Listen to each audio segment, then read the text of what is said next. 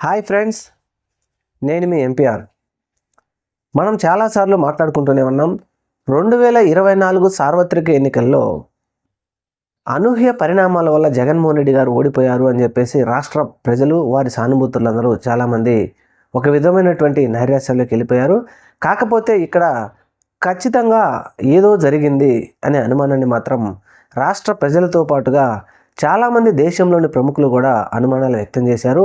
ఈ అనుమానాల మీద కొంతమంది సుప్రీంకోర్టు ఇచ్చిన తీర్పు ప్రకారం కోర్టుకు వెళ్ళొచ్చు, ఈవీఎంలను వీవీప్యాట్లను మళ్ళా డబ్బులు కడితే కనుక లెక్కించాలి అనే ఒక చట్టం ఉండడం వలన మన రాష్ట్రంలో ముఖ్యంగా బాలినేని శ్రీనివాసరెడ్డి గారు వైఎస్ఆర్సీపీ పార్టీలో ఉండి మాజీ ఎమ్మెల్యేగా ఆయన ఒంగోలులో నాకు వీవీప్యాట్లు మళ్ళీ లెక్క పెట్టాలి అని చెప్పేసి ఆయన డబ్బులు కట్టడంతో సరే మళ్ళీ లెక్క పెడతామని చెప్పి ఎలక్షన్ కమిషన్ వారు డబ్బులు కట్టించుకొని తీరా సమయం వచ్చేటప్పటికి మేము వీవీప్యాట్లు లెక్క పెట్టము, మాక్ పోలింగ్ మాత్రమే చేస్తామని అడ్డం తిరగడంతో ఆయన హైకోర్టుకు వెళ్ళడము. అయితే హైకోర్టు వారు ఇరుపక్షాల వాదనలు విని రిజర్వ్ చేశారు తీర్పుని. ఈ తీర్పుని రిజర్వ్ చేసి తీర్పు వెల్లడిస్తామని చెప్పేసి 40 రోజులైంది. మన వ్యవస్థలో, మన రాష్ట్రంలో కానీ దేశంలో కానీ వ్యవస్థలు ఎంత తొందరగా పనిచేస్తున్నాయో ఇదే నిదర్శనం. ఇప్పటికి 40 రోజులైంది.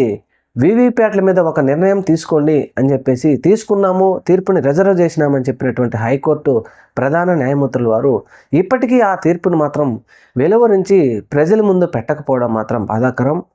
మరి ఇప్పటికైనా ఈ ప్రజలకు విషయం చెప్తారా లేదా అని రాబోయే రోజుల్లో చూడాలి. ముఖ్యంగా ఈ అనుమానం వెళ్ళబుచ్చినటువంటి బాలినేని శ్రీనివాసరెడ్డి గారు జనసేన పార్టీలో చేరిపోయారు, పవన్ కళ్యాణ్ గారి చెంతన చేరిపోయారు. మరి ఎన్డీఏ సంకీర్ణ ప్రభుత్వంలో చేరిపోయారు కాబట్టి మరి ఇంతకుముందు ఆయన చెప్పినట్టుగా సుప్రీంకోర్టుకు వెళ్తారా, లేదు ఇప్పుడు మన ప్రభుత్వంలోని మనం కూడా సంకీర్ణంగా ఉన్నాం కాబట్టి ఇంకా ఈవీఎంల సంగతి మనం వదిలేద్దామని చెప్పేసి మరి బాలినేని శ్రీనివాసరెడ్డి గారు వదిలేస్తారా, లేదంటే ఏ పార్టీలో ఉన్నప్పటికీ ఈవీఎంలో తప్పు జరిగింది, ట్యాంపరింగ్ జరిగింది, ఈ విషయం ప్రజల ముందు ఉంచాలి అని చెప్పి దాని మీద పోరాడతారా లేదా అనేది రాబోయే రోజుల్లో చూడాలి. ఏది ఏమైనప్పటికీ తీర్పును రిజర్వ్ చేసినటువంటి మన హైకోర్టు ప్రధాన న్యాయమూర్తుల వారు ఇప్పటికీ దానిని ఇంకా వెలువరించకపోవడం మాత్రం బాధాకరం.